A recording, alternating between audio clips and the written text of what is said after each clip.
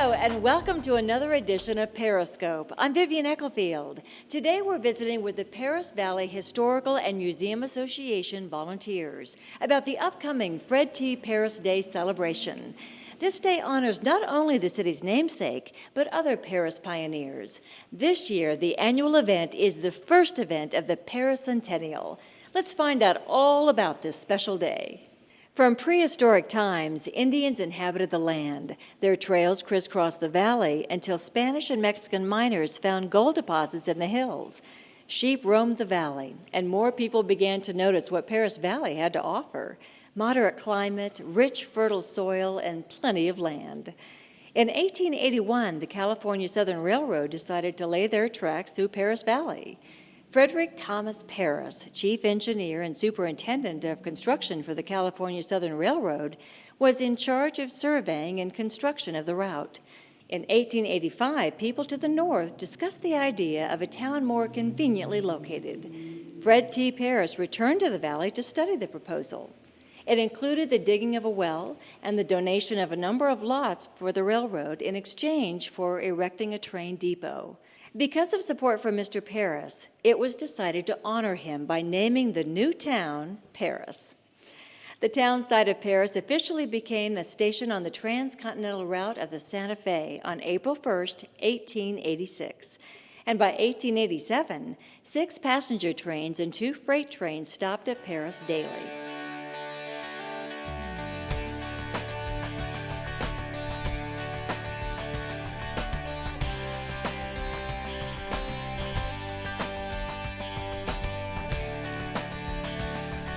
Hi, I'm here with Midgie Parker, who's a board member with the Perris Valley Museum Historical Association. Midgie, give us an idea about Fred T. Perris Day and what it's all about. Beside honoring our pioneer family of the year, we also will be having live performances and food vendors and refreshments, pony rides, and special activities for the children. We plan to have a double-decker bus that will go around town and give tours of historical downtown. The museum will be open for tours. Also, there will be an open house at the Perris Valley Historical Archive Building, which is the old Perris Bank building. And then the Southern Hotel will also be open for tours in their museum, which is the exhibit on the Bernasconi family. Now, what's the celebration? What started this whole thing? Who is Fred T. Perris? Fred T. Perris was a chief engineer of the California Southern Railroad, and Fred T. Perris Day is in honor of him because he was the one who okayed the move from Pinacati to Perris as a depot stop. And so the town of Perris became, because of they moved it 2 miles north of where the town had been originally. And then the celebration doesn't stop with Fred T. Perris. Who else does it honor?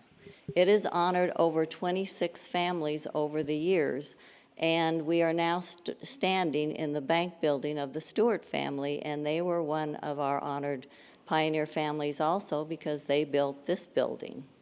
Midgie, this is an annual event. What's special about this year?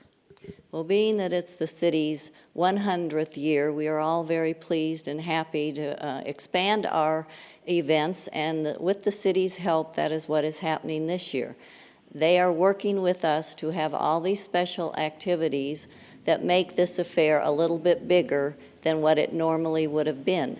And this year, the first 100 families that come to Fred T. Perris Day will be given our centennial calendar. And so we are very pleased that this event will be the first one in the city's different events throughout the whole year. Well, you're doing a great job, and we're going to find out a lot more about this special day. Stay with us.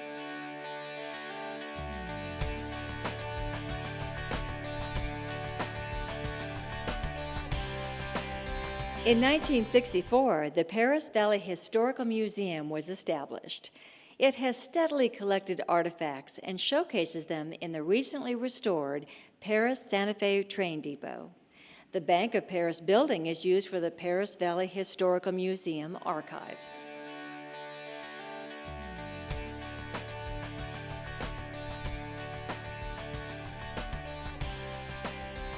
We're here with Katie Keys, who's the president of the Perris Valley Museum and Historical Association. Katie, tell us all about this day. It does honor Fred T. Perris, but that's not the only person it honors. Right. We honor a pioneer family that has been in Perris for many, many years. This year will be the 26th year that we've been doing this. And our honoree this year is the Petronio and Susanna Mora family, who arrived in Perris around 1907. They had 8 sons and 1 daughter.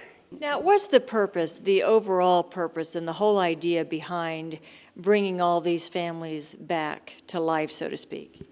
Well, the main reason for us is because we want to get a history of their family for us to keep in our archives, because it's important to remember your history. And, someday people will come and want to do research on their families, and we have our archive now here in this beautiful bank building where we're speaking today. And I think more and more people will be happy that we did this and down the road. It's really great that Perris has worked so hard to make sure that their history is not lost or forgotten.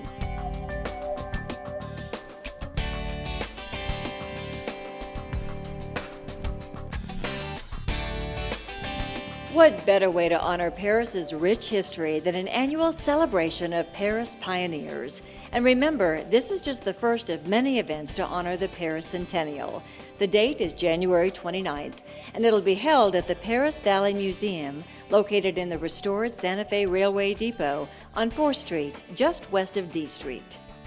And that's another edition of Periscope. I'm Vivian Ecclesfield. We'll see you next time.